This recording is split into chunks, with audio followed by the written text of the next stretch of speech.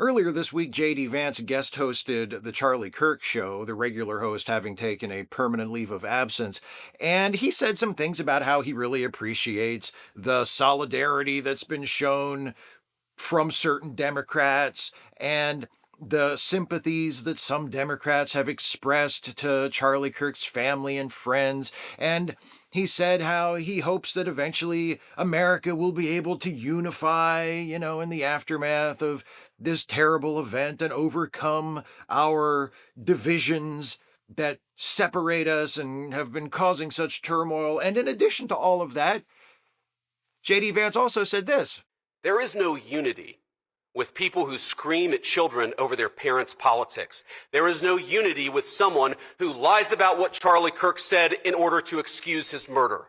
There is no unity with someone who harasses an innocent family the day after the father of that family lost a dear friend. There is no unity with the people who celebrate Charlie Kirk's assassination. It always pains me when I find myself having to say something like this, but J.D. Vance is right.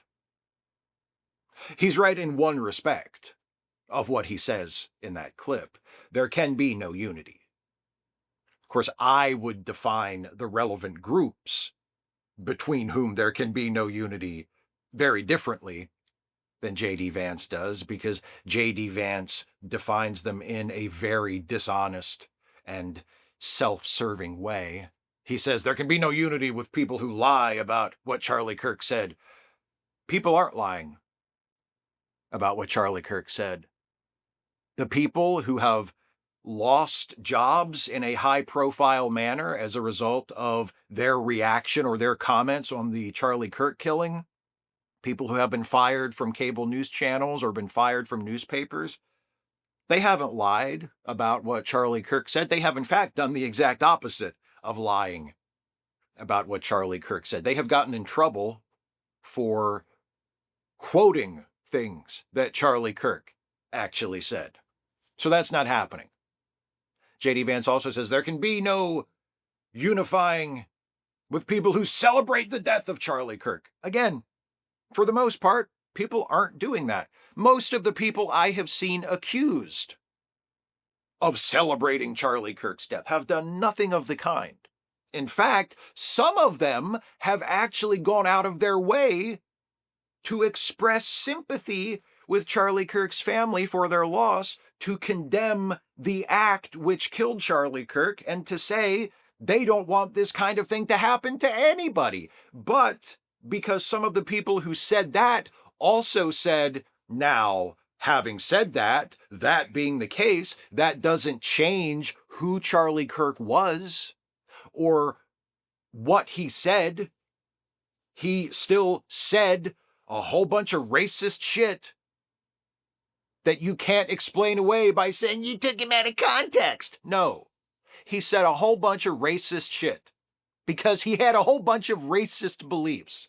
He wasn't racist. He didn't have a problem with black people. He had a problem with DEI because he equated DEI with giving black people shit that they didn't deserve, which isn't what DEI was, but it's what Charlie Kirk thought it was because he was a dumb racist who appealed to other dumb racists. Same thing with his attacks on gay people and trans people. Same thing with his fucking deranged defense of the Second Amendment and gun ownership, which now seems quite ironic, and included him making the public statement a couple of years ago, the occasional gun death is just something we're going to have to live with. It's worth it so we can have the Second Amendment.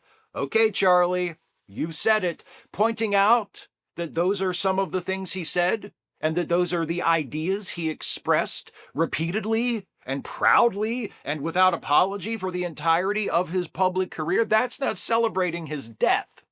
That's not saying he had it coming. J.D. Vance made that accusation during his stint as the guest host of Charlie Kirk Show. He implied, or I think sometimes just outright said, that, well, when you quote Charlie's words like that, you're saying that excuses his murder.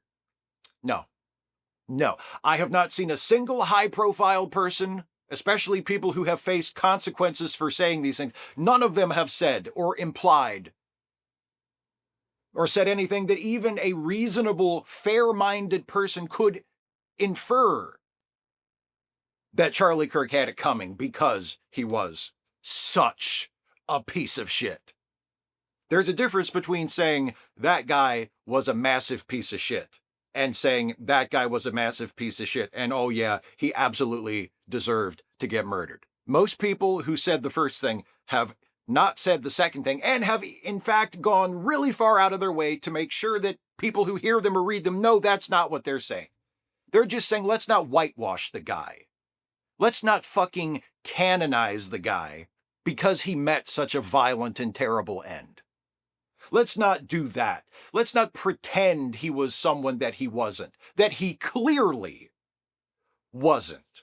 But that's how J.D. Vance is defining the group. She's saying that we, the good Republican, conservative, right-wing MAGA people, we can't unify with those terrible leftists who have been fomenting political violence in the country.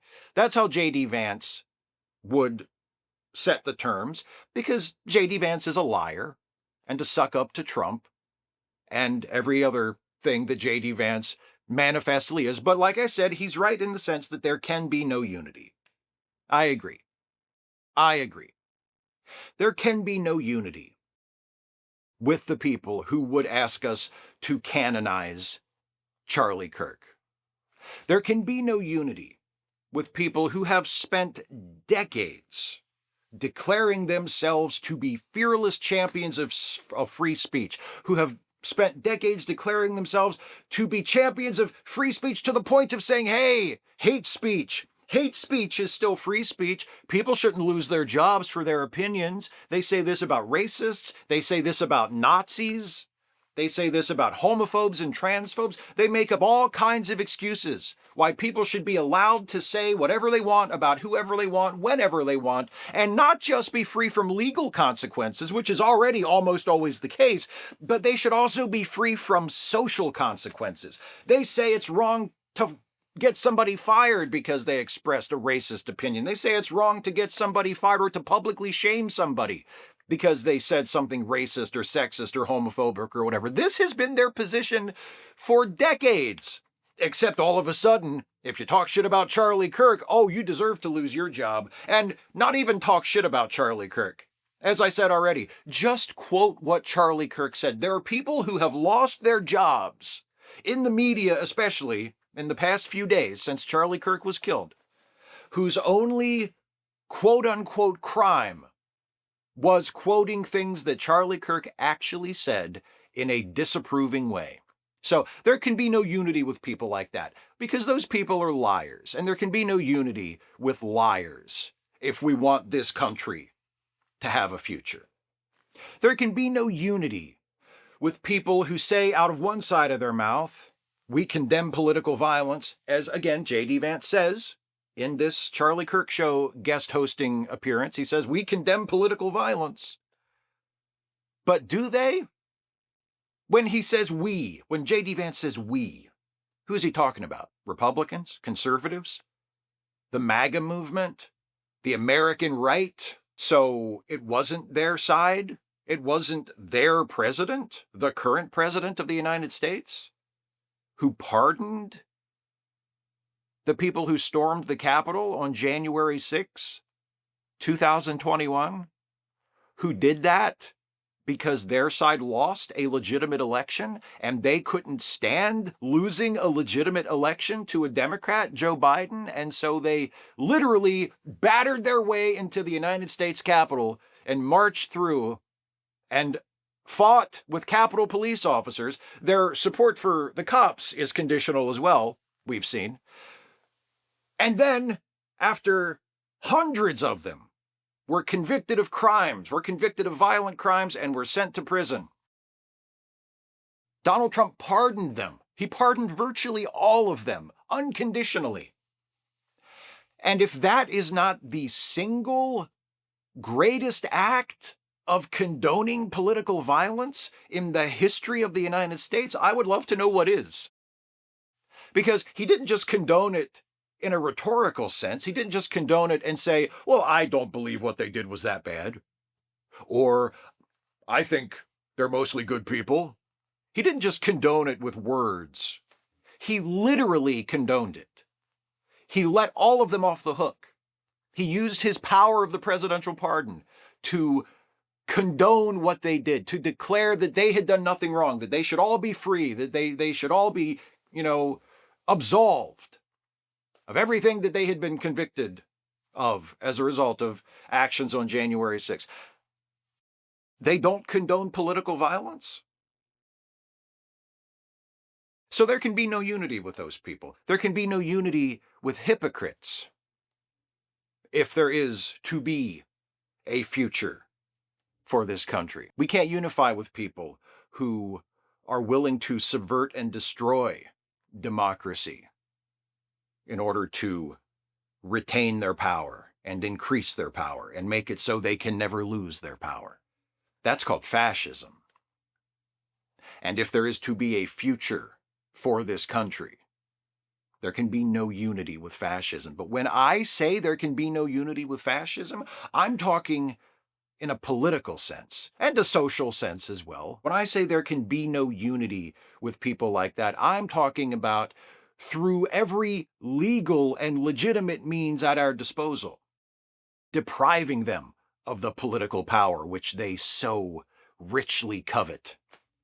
I'm talking about stopping them from gerrymandering themselves into a permanent majority in the Congress.